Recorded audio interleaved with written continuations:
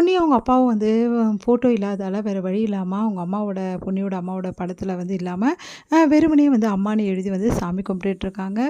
பரவாயில்லம்மா இப்படியாவது வந்து செய்றியே, இது போதும். அம்மா என்னைக்குமே வந்து நம்ம கூட தான் இருக்கா. அவ என்னைக்குமே போக போறதில்ல. அதனால இப்படி கும்பிட்டா மட்டும் என்ன? அம்மா வந்து நம்மளுக்கு எதுவுமே செய்ய மாட்டாளா என்ன? அவ என்னைக்குமே நம்ம கூட தான் இருக்கா அப்படின்னு சொல்லிட்டு அவங்க அப்பா சொல்லிட்டு இருக்காரு. பொன்னியும் ரொம்ப சந்தோஷப்பட்டுட்டு இருக்காங்க.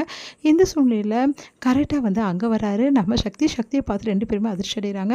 மாமா நீங்க ஏன் கவலைப்படுறீங்க? அத்தை இல்லன்னு கவலைப்படுறீங்களா? அத்தை இங்க தான் இருக்காங்கன்னோன அதிர்ச்சி அடையிறாங்க. இவரு என்ன சொல்றாரு, "நீங்க எதுக்கு இங்க வந்தீங்க?" அப்படின்னாங்க பொன்னி. "என்ன பொன்னி வந்தோனே ஏன் வந்தேன்னு கேட்குற? மாமா பாத்தியா அமைதியா இருக்காரு. நீயும் அமைதியா இரு பொன்னி. இங்க பாருங்க நானும் அத தான் கேட்குறேன். நீங்க எதுக்கு இங்க வந்தீங்க? உங்க அம்மா தான் அந்த வழி பண்றாங்கல்ல. யாரையுமே நிம்மதியா வாழ விட மாட்டேங்க. என் பொண்ண வாழ விடாம பண்ணிட்டாங்கல்ல. அப்புறம் உங்கள யார் இங்க வர சொன்னது?" அப்படின்னோனே, "என்ன மாமா நீங்க இப்படிலாம் பேசுறீங்க? வீட்டுக்கு வந்திருக்கேன். மாப்பிள்ளை அதுவும் நானு. கொஞ்சம் கூட வந்து என்ன இரக்கம் இல்லாம பேசுறீங்களே மாமா" அப்படின்னோனே, "இங்க பாருங்க நான் எத பத்தி பேச விரும்பல. தயவுசெய்து என் பொண்ணு தொல்ல பண்ணாம இங்கேருந்து கிளம்பி போயிடுங்க. அதுதான் உங்களுக்கு நல்லது" அப்படின்றாரு. "என்ன மாமா இப்படி சொல்றீங்க? நான் அத்தையோட வந்திருக்கேன் மாமா" அப்படின்னோனே அதிர்ச்சி அடைறேன். "அத்தையோட வந்திருக்காரா? என்ன சொல்றீங்க நீங்க? என் பொண்டாட்டி எப்படி இங்க வர முடியும்?" அப்படின்னோனே, "என்ன மாமா இப்படி சொல்றீங்க? நீங்க என்ன ஃபீல் பண்ணீங்க? அத்தை இல்லன்னு ஃபீல் பண்ணீங்க. இப்ப அத்தையோட வந்திருக்க என்ன தொரத்தி விடுறீங்களா? அப்போ அத்தையும் நீங்க தொரத்தி விடுறீங்கன்னு அர்த்தமா? என்ன பொன்னி உன் அம்மாவையும் நீ தொரத்தி விட பார்க்குறியா?" அப்படின்னோனே அதிர்ச்சி அடைகிறாங்க பொன்னி. "நீ என்னங்க சொல்றீங்க?" அப்படின்னு சொல்லிட்டு கேட்குறாங்க. "நீங்க என்ன சொல்லணுமோ வந்து ஸ்ட்ரெயிட்டா சொல்லிடுங்க. அத விட்டு சுத்தி வளைச்சு பேசிட்டு இருக்காதீங்க" அப்படின்றாங்க. "இங்க பார்" அப்படி சொல்லிட்டு காட்டுறாரு. பார்த்தா அவங்க அம்மா ஃபோட்டோ. அப்படியே சந்தோஷம் தாங்க முடியல பொன்னி ஓடி போய் அந்த ஃபோட்டோ வந்து வாங்குறாங்க. "என் அம்மா ஃபோட்டோ" அப்படின்னு சொல்லிட்டு உடனே சந்தோஷம் தாங்க முடியல அவங்க அப்பாவுக்கும். அவ்வளோ சந்தோஷப்படுறாரு. "பாத்தியா எப்படியும் வந்து அவங்க அம்மாவோட ஃபோட்டோ வந்துடுச்சு பாத்தியா நம்ம கையில. அது எப்படி நம்மள விட்டுட்டு போகும்? அந்த ஃபோட்டோ ஒண்ணு மட்டும் தானே நம்மகிட்ட இருக்கு. அதுதான் கடவுளா பார்த்து அந்த ஃபோட்டோவ வர வச்சுட்டாரு. கடவுளா பார்த்து வர வைக்கல மாமா. உங்க மாப்பிள்ளை ரூபத்துல வந்திருக்கு இந்த ஃபோட்டோ.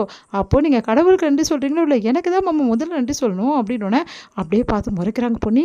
"சரி அதான் ஃபோட்டோ குடுத்துட்டீங்களா கிளம்புங்க. உங்ககிட்ட எப்படி இந்த ஃபோட்டோ வந்துச்சு?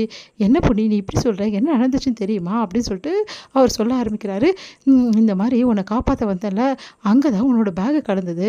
அந்த பேக்க பார்த்து இது பொன்னியோட பேக் ஆச்சே அப்படின்னு சொல்லிட்டு பார்த்தேன். பார்த்தா வந்து உன்னோட பேக் தான். பார்த்துட்டு அந்த பேக் எடுத்து வச்சுக்கிட்டேன். அதில வந்து திறந்து பார்த்தா உங்க அம்மாவோட ஃபோட்டோ இருக்கு. ஃபோட்டோவ என் கூடவே எடுத்துட்டு வந்துட்டேன்" அப்படின்றாரு. "அதான் ஃபோட்டோவ குடுத்தாச்சுல முதல்ல கிளம்புங்க." "என்னது கிளம்புறதா? நான் எங்க கிளம்ப வந்தேன்? உங்க அம்மா ஃபோட்டோ மட்டும் வரல. நானும் தான் வந்திருக்கேன். பார்த்தல என் பேக்க. இனிமேட்டு இங்க தான் நான் தங்க போறேன். அதுவும் உங்க கூட தான் நான் தங்க போறேன். அதுவும் வீட்டோட மாப்பிள்ளையா? சந்தோஷம் தானே மாமா உங்களுக்கு?" அப்படின்னோனே அப்படியே அதிர்ச்சியா பார்க்குறாங்க. "ஒண்ணும் நீங்க இங்க தங்க வேணாம். முதல்ல இங்கேருந்து கிளம்புங்க.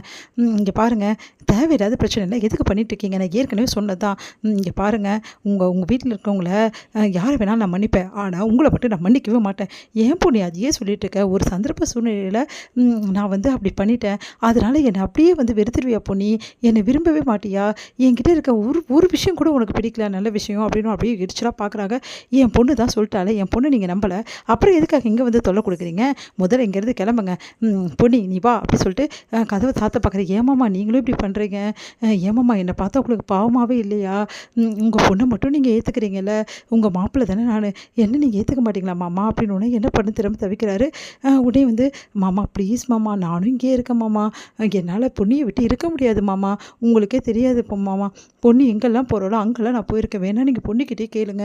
இதுவரைக்கும் பொன்னிய பிரிஞ்சு நான் இருந்ததே இல்ல மாமா. என்னதான் வந்து அவ வீட்ல வந்து பிரிஞ்சு இருந்தாலும் சரி, அவ எங்க இருக்காளோ அங்க தான் மாமா என்னால இருக்க முடியும். இப்ப கூட எங்க வீடு வேணாம், என் வாசல் வேணாம், எந்த சொத்து சுகம் எதுவும் வேணாம். என் அம்மா கூட எனக்கு வேணான்னு தான் மாமா இங்க வந்திருக்கேன். ஏன் மாமா இப்போவாவது என்னை ஏத்துப்பீங்கல்ல?" அப்படின்னோனே என்ன பண்றதுன்னு முத்தையா யோசிக்கிறாரு.